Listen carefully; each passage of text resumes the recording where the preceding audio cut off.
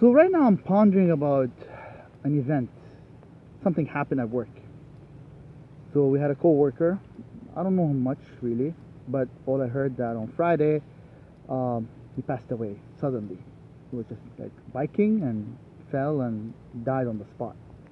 And it brought a lot of negative feelings. I mean, as expected, something to talk about. That's fine. To feel sorry, giving condolences. That's great. But then at the end,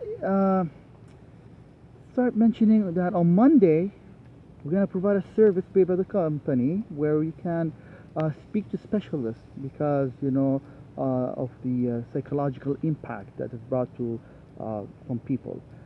And I'm like, wow, it came to the extent that we need a dedicated service just to talk about that. And again, that's one situation, and this has been very common when we are talking among coworkers about our health, about quality of life, how long we're gonna live. When I mentioned, we may die today, tomorrow, the next week, next month, next. So I mean, it's not a big deal. I mean, we try our best to be healthy, but things happen. At the moment you mention death, it brings a lot of weird reactions. Even though we know it's true, but people don't want to talk about it. We ask them, okay, what do you think about death and what's going to happen after, or how do you feel about it if it happened today or tomorrow? You can feel that reactions are not as I wanted or expected.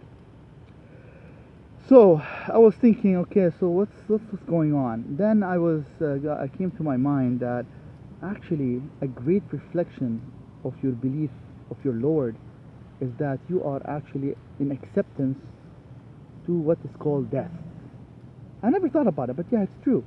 I mean, if you're a person who feels towards the existence of your Lord, who works so hard to please Him in an everyday basis, then the expectation that you will, suddenly be falling positive because you're gonna meet your Lord by the action of death. So actually, that's another reflection I want to mention. How do you feel when I mention death? How do you feel if I say it could happen at any time? How do you feel of the aftermath of death and what may happen after that? That's a really good question now to my mind. Do you feel, yes, I'm up to it, I'm ready to see my Lord, I'm really looking forward to what's going to happen next? Or is it going to be that person who will be, don't talk to me about death, I feel all anxious about it?